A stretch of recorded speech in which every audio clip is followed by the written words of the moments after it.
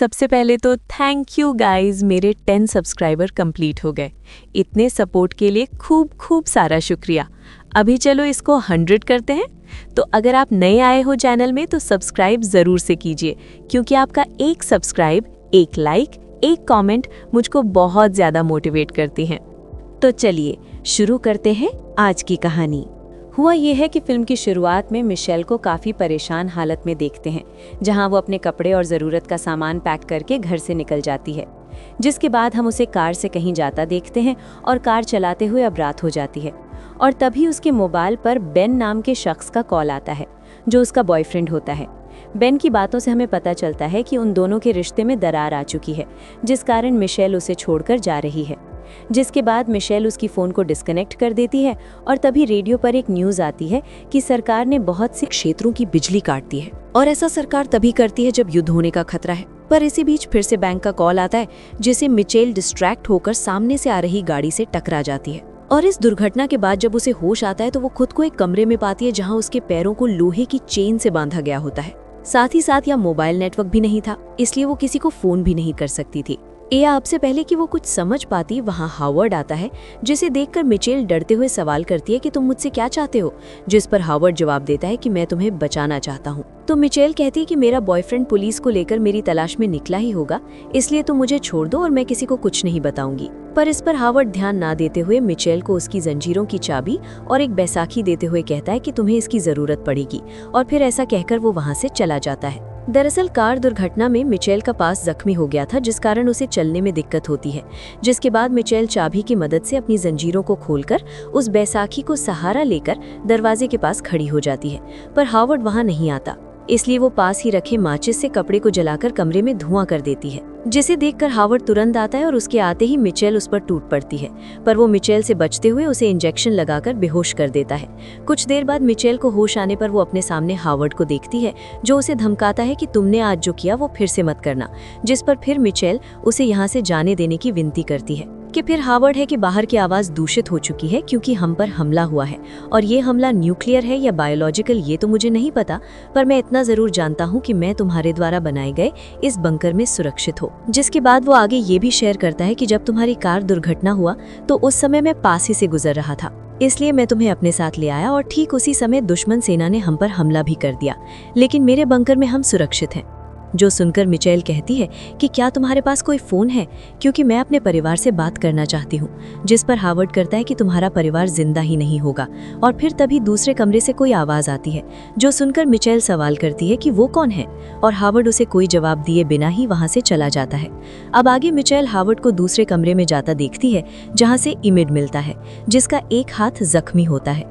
Michel amid से सवाल करती है कि क्या तुम्हें भी हावर्ड यहाँ लेकर आया है, जिस पर वो बताता है कि मैं अपनी मर्जी से आया हूँ, क्योंकि मैंने इस बंकर को बनाने में हावर्ड की मदद की थी। और तभी वो इमिड उसे बंकर पूरा दिखाता है, और इस बंकर में कई साल का खाना, बहुत सारी किताबें और ज़रूरत के सारे सामान होते हैं। जिसके बाद वो मिशेल को बंकर के ऊपर की तरफ ले जाता है, जहाँ 2 दरवाजे होते हैं।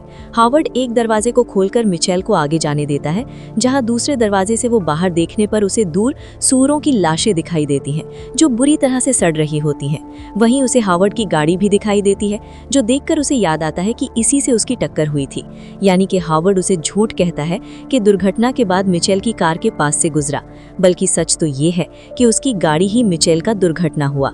फिर अगले दिन हम मिशेल को इमिड के साथ देखते हैं, जहां ये बताता है कि हावर्ड नेवी में था और उसे हमेशा से लगता था कि हमारे देश पर हमला हो सकता है, इसलिए उसने मेरी मदद से ये बंकर तैयार किया, जिसमें 3 से 4 साल का खाना मौजूद है, और इतने सालों में ऊपर की आवाज़ से फिर से साफ हो जाएगी, जिसमें हम सुरक्षित सांस ले पाएंगे। अब यहाँ वो ये भी शेयर करता है कि मैंने लाल रंग की तेज़ रोशनी देखी, जिससे मैं समझ गया कि युद्ध शुरू हो गया है, इसलिए मैं भी इस बंकर में आ गया। पर यह जानकारी मिशेल को देती हुए कहती है कि हो सकता है कि वो लाल रोशनी पटाखों की हो और हावर्ड तुमसे झूठ कह रहा हो कि हवा दूषित हुई है, क्योंकि मैंने आज ही कार चलाने की आवाज़ सुनी है। वो लोग बात कर रहे होते हैं कि हावर्ड अचानक आकर उन्हें खाना खाने के लिए बुलाता है। इधर खाने की टेबल पर मिशेल हावर्ड के पास बैठी होती है, जो उसके पास बंकर के दरवाजों की चाबियां देख लेती है, जिसे पाने के लिए वो हावर्ड को गुस्सा दिलाती है। वहीं हावर्ड को गुस्सा आने पर वो मिचेल के पास जाकर उसे डांट लगाता है और तब सही मौका देखकर उसके पास से चाबियां चुराकर वापस खाना खाने जाती है। और तभी हावर्ड नोटिस करता है कि उसकी चाबियां गायब हैं और इससे पहले कि वो कुछ समझ पाता, मिचेल उसके सिर पर वार करके बंकर के दरवाजे की तरफ जाती है। जहाँ पहला दरवाजा खोलकर वो जैसे ही दूसरे दरवाजे की ओर पहुँचती है, उसे बाहर की तरफ एक महिला दिखाई देती है जिसकी हालत बहुत ज्यादा खराब थी। वो महिला मिचेल से उसे भी बंकर के अंदर लेने को कहती है, लेकिन हावर्ड जो मिचेल के पीछे पीछे यहाँ भी आ गया था, वो उसे दरवाजा न खोलने को कहता है। वहीं दूसरी तरफ उनकी मौत हो जाएगी।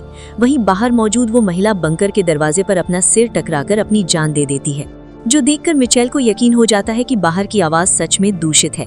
इसलिए वो हावर्ड से न किए की माफी मांगकर उस बंकर में रहने लगती है। अब यहाँ मिचेल, हावर्ड और इमेद एक परिवार की तरह होते हैं। और फिर एक दिन हावर्ड मिचेल को अपनी बेटी मेगन के कपड़े देख मैगजीन की तस्वीर दिखाते हुए बताता है कि मेरी पत्नी ने मेगन को मेरे खिलाफ भड़का दिया है, इसलिए वो दोनों मुझे छोड़कर कैलिफोर्निया शहर चले गए।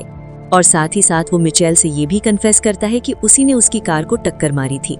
वो समझाता है कि जब मुझे हमले के बारे में पता चला तो मैं बंकर में आने के लिए काफी तेज ड्राइव करने लगा और इसी सब में मेरी गाड़ी तुम्हारी कार से टकरा गई, जिसके बाद ही मैं तुम्हें यहाँ ले आया। अब देखते देखते इसी तरह कुछ और दिन बीत जाते हैं, जहाँ वो तीनों मिचेल के साथ अच्छे से रह रहे होते हैं। पर फिर उसके बंकर के ऊपर से कोई बाहरी गाड़ी गुजरती है, जिसकी वजह से वो बंकर कांपने लगता है, जिस पर हावर्ड कहता है कि जरूर ये दुश्मन सेना के टैंक होंगे और वो ये सुनिश्चित करने आए हैं कि इस देश में कोई भी जिंदा न बचे। वो ये भी दावा करता है कि उनके टैंक में भी हमारे बंकर की एयर फिल्टर सिस्टम लगा होगा। वहीं बंकर की गुजर जाने के बाद हावर्ड नोटिस करता है कि उसका एयर फिल्टर सिस्टम बंद हो चुका है। इसलिए वो मिचेल को एयर डक्ट से होकर वापस उस सिस्टम को चालू करने को कहता है, वरना साफ हवा की कमी के कारण तीनों की मौत हो जाएगी, जिसे मिचेल ऐसा ही करती है।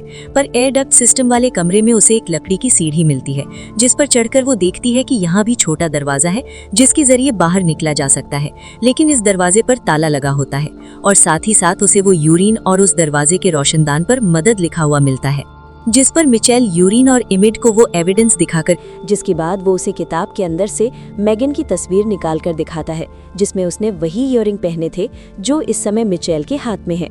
जिस पर फिर एमिट कहता है कि मैं इस लड़की को जानता हूँ, इसका नाम मेगन नहीं बल्कि ब्रिटनी है और ये मेरी बहन के साथ पढ़ा करती थी। ये दरअसल 2 साल पहले गायब हो चुकी थी और आज तक नहीं मिली। और फिर तभी उस किताब से असली मेगन की तस्वीर गिरती है और उसने वही कपड़े पहने थे जिन कपड़ों को हावर्ड ने मिचेल को दिया था। अब ये देखकर वो दोनों समझ जाते हैं कि हावर्ड ने ही ब्रिटनी को अगवा किया होगा और उसने उसे आधे से भी मार दिया है, इसलिए वो आज तक नहीं मिली। यानी कि हावर्ड की ओर से जो भी कहा वो सब झूठ था। लेकिन मिचेल ने अपनी आंखों के सामने एक महिला को तड़पकर मरता देखा, इसलिए वो सावधानी के लिए ऐसी सूट तैयार करने को कहती है जिसे पहनकर वो बाहर जा सके। जिसके बाद वो दोनों कुछ बॉटल्स और डक्ट टेप की मदद से सूट बनाने लगते हैं। और आगे हम हावर्ड को देखते हैं जो इन दोनों को बुलाकर एक बड़ा सा ड्रम निकालने को कहता है। फिर वो कहता है कि इस ड्रम में खतरनाक तेजाब है और ऐसा कहकर वो एक राक्षस की बॉडी को उस तेजाब में डाल देता है, जिसे देखकर एमिट समझ जाता है कि वो हावर्ड ने उनकी चाल पकड़ ली है। इसलिए वो सारा इल्ज़ाम खुद पर लेते हुए कहता है कि मैं हत्यारा बन रहा था, क्योंकि मैं चाहता हूँ कि मिचेल जिस तरह तुम्हारी इज्जत करती है उसी तरह वो मेरी भी करे, और ये सब मैं हथियार के दम पर कर सकता था, इसलिए मैं एक हथियार बना रहा था। जो सुनकर हावर्ड उसके सिर में गोली मार देता है, जिससे एमिट की मौके पर ही मौत हो जाती है, जो देखकर बेचारी मिचेल बुरी तरह से सहम जाती है। अब इसके बाद हम उसे उसके कमरे में देखते हैं जहां वो अब बेकसूर बना रही होती है और तभी उसे हावर्ड की आने की आहट होती है, इसलिए वो सारी चीज़ अपने बिस्तर के नीचे डाल देती है। लेकिन जल्दबाजी में सूट का कुछ हिस्सा बिस्तर के बाहर ही रह जाता है, जिसे हावर्ड देख लेता है और इससे पहले कि वो कुछ कह पाता, मिचेल उसे धक्का देकर दूसरे कमरे में चली जाती है जहाँ तेजाब वाला ड्रम रखा होता है। अब जैसे ही हावर्ड वहां तक पहुंचता है, मिचेल उसे जमीन पर गिराकर उस ड्रम को उस पर गिरा देती है, जिससे वो भयंकर जलने लगता है। जिसके बाद मिचेल एमिट से होकर उस छोटे कमरे में जाती है जहां उसे ब्रिटनी की इयररिंग्स मिली थी। अब यहाँ वो सूट पहनकर उस तेजाब की मदद से ताले को तोड़कर बाहर निकल जाती है और बाहर आकर उसे उसकी कार मिलती है। और तभी मिचेल को आसमान में कुछ पक्षी नजर आते हैं, जो देखकर वो समझ जाती है कि हावर्ड उसे झूठ कहा था कि हवा दूषित है, इसलिए अब वो अपना चेहरा खोलकर साफ हवा में सांस लेती है तभी उसे कुछ दूर पर एक अजीब सा विमान नजर आता है, जिसे देखकर मूर्छित जाती है। और अब हम देखते हैं उस विमान से निकलकर एक एलियन जिम मिचेल के पीछे पड़ जाता है, यानी कि उस महिला को भी ऐसे किसी जीव ने घायल किया था।